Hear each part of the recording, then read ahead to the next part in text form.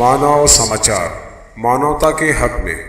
आप देख रहे हैं मानव समाचार। आइए देखते ब्रेकिंग न्यूज। सूचना का दुरुपयोग कर फिरौती मांगने वाले गिरोह की गिरफ्तारी। जबरन वसूली विरोधी दस्ते ने एएनसी के गिरोह को गिरफ्तार किया है, जो मुंबई के आजाद मैदान में भूख हड़ताल पर था। आरटीआई अधिनियम के तहत प्राप्त जानकारी का दुरुपयोग करके एक सरकारी अधिकारी से 2 लाख रुपए की रंगदारी की मांग कर रहा था। शिकायतकर्ता जैन दामोदर जोपाले निवासी मुझे बताओ थाने के आरोपी इसम का नाम सुभाष पाटिल, सूचना अधिकारी कार्यकर्ता नासिक, समद पठान संपादक, संतोष हिरे पत्रकार ने शिकायतकर्ता के कार्यालय में भ्रष्टाचार के बारे में समाचार पत्र में खबर छापने, उन्हें बदनाम करने और निलंबन की कार्रवाई करने का भी आरोप लगाया। शिकायतकर्ता के खिलाफ संबंधित उच्च कार्यालय में आवेदन देने की धमकी देते हुए ऐसा नहीं करने पर लाखों रुपए की फिरौती मांगी, लेकिन शिकायतकर्ताओं के नहीं मानने पर पत्रकार समद पठान और पत्रकार संतोष हिरे ने शिकायतकर्ता जैन जोपाले पर रंगदारी की रकम देने का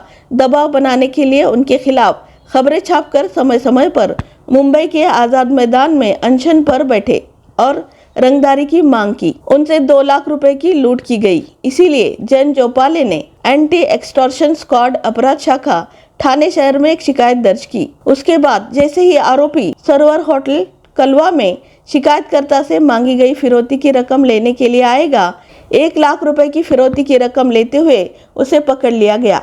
पुलिस निरीक्षक शेखर बागड़े, सहायक पुलिस निरीक्षक श्री कृष्ण गोरे और पुलिस टीम ने कार्रवाई की।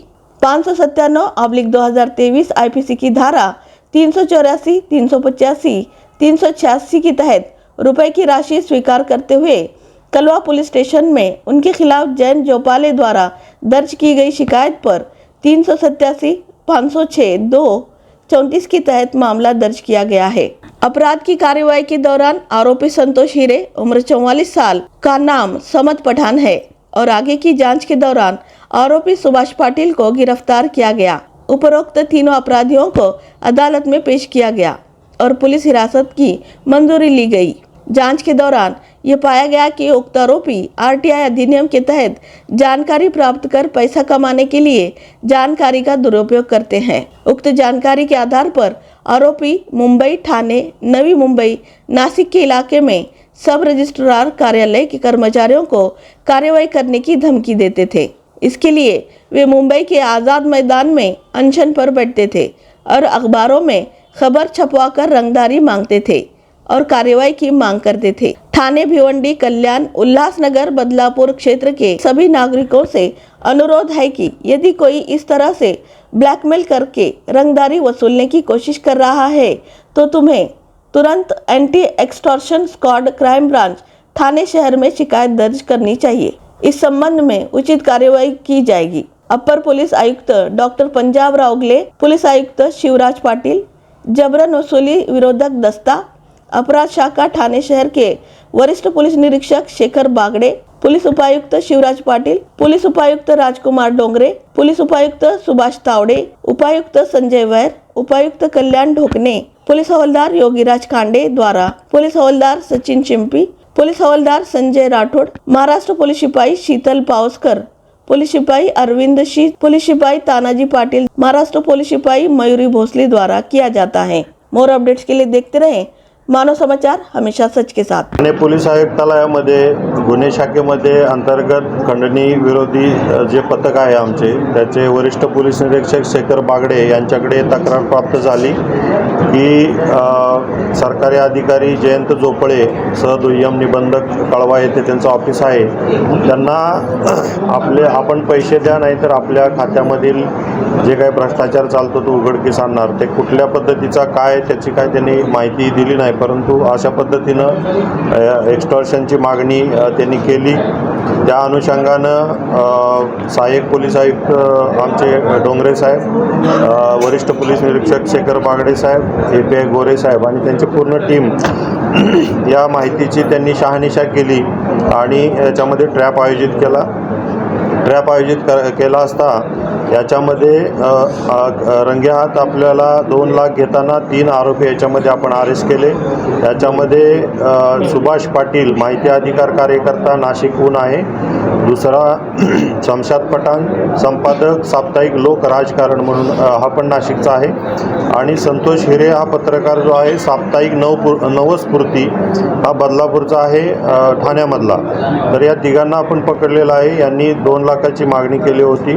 याच्यामधील एक जो पत्रकार आहे तो सुरुवातीला यांनी पैसे मागणी केली, त्याच्यामध्ये यांनी दिली नाही, त्यांनी जुमानलं नाही, म्हणून ते जाऊन आझाद मैदान इथं जाऊन उपोषणाला बसले. आणि त्या उपोषणाला बसून पाठीमागं त्या अधिकाऱ्याचा बॅनर लावून त्याचे फोटो ह्यांना व्हॉट्सअपवरती पाठवले की अशा पद्धतीनं तुम्ही जर पैसे दिले नाहीत तर आम्ही तुमच्या विरुद्ध कारवाई केल्याशिवाय थांबणार नाही. म्हणजे एक प्रकारचा दबाव त्यांच्यावरती त्यांनी आणला. आणि ज्यावेळेस अशी तक्रार प्राप्त झाली त्यावेळेस यशस्वीरित्या सापळा आयोजित करून खंडणीविरोधी पथकाने यामध्ये 3 आपण आरोपी अरेस्ट केलेले आहेत.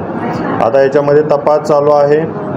सदरचे साप्ताहिक जे आहे त्यांचं रजिस्ट्रेशन आहे नाही आहे याचाही तपास होईल. तसेच यांनी काही बाकीच्या अधिकाऱ्यांना सुद्धा काही खंडणी मागितलेली आहे असं समोर येत आहे. तर याच्यामध्ये निश्चित स्वरूपात तोही तपास होईल.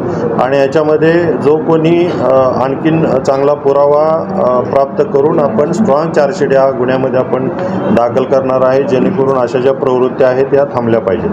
सर, अशा अनेक ठिकाणी शहरामध्ये असेल किंवा आयुक्त कार्यालयामध्ये असेल, अनेक ठिकाणी माहिती अधिकार टाकून अशी खंडणी गोळा करणारे आहेत किंवा पत्रकारिता क्षेत्रामध्ये पत्रकारितेला बदनाम करणारे असे पत्रकार या शहरामध्ये मिळत आहेत. त्यावरती पोलिसांची कशी हे असणार आहे? निश्चित स्वरूपामध्ये माहिती अधिकार असेल किंवा पत्रकारिता असेल हे चांगल्या कामासाठी आहे, त्यामध्ये चांगली कामं होणं अपेक्षित आहे. परंतु याच्या आडून जर अशा पद्धतीचा कुठला गैरवापर निश्चित स्वरूपात होत असेल तर अशा जर तक्रारी प्राप्त पोलिसांच्याकडे झाल्या तर आम्ही निश्चित त्याच्यावरती कारवाई करू. माझं नागरिकांना, सरकारी अधिकाऱ्यांना आणि पत्रकारांनाही आव्हान राहील की अशा पद्धतीची कुठलाही त्रास आपल्याला कोण करत असेल तर आपण पोलिसांच्याकडे यावं, याच्यामध्ये आम्ही कठोर कारवाई करू. तर सोशल मीडियावरती अनेक ठिकाणी व्हिडिओ व्हायरल करून यूट्यूब असेल किंवा इतर ठिकाणी व्हायरल करून अनेक अधिकारी असतील किंवा अनेक जे नागरिक असतील यांना त्रास दिला जातो, त्यावर कशी नजर असणार? निश्चित स्वरूपात असं कुठलाही प्रकार सोशल मीडियावरती एखादी व्हिडिओ क्लिप व्हायरल करतो या सांगून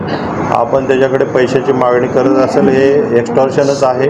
याच्यामध्ये माझं परत एकदा नागरिकांना आव्हान मी करेल की अशा आपल्या बाबतीत जर घडत असेल तर समोर यायला पाहिजे, आपण तक्रार द्यायला पाहिजे. मग यामध्ये निश्चित स्वरूपात आपण याच्यावरती कारवाई करून संबंधितांना आपण त्याच्यामध्ये आपण अरेस्ट करू शकतो. ठाण्यामध्ये अशा काही तक्रारी नाही, ज्या तक्रारी आमच्याकडे प्राप्त होतात त्याच्यामध्ये निश्चित आम्ही कारवाई करतो. याच्या मागेही काही तक्रारी प्राप्त झाल्या होत्या, आम्ही त्याच्यावर कारवाई केलेली आहे. आता आलेली आहे, आता कारवाई करत आहे. पुढेही भविष्यात मी आपल्याला आवाहन करेन, नागरिकांना आवाहन करेल, अशा तक्रारी जर काही असतील तर आमच्या समक्ष आणा, आम्ही त्याच्यावरती निश्चित काळजीची कारवाई.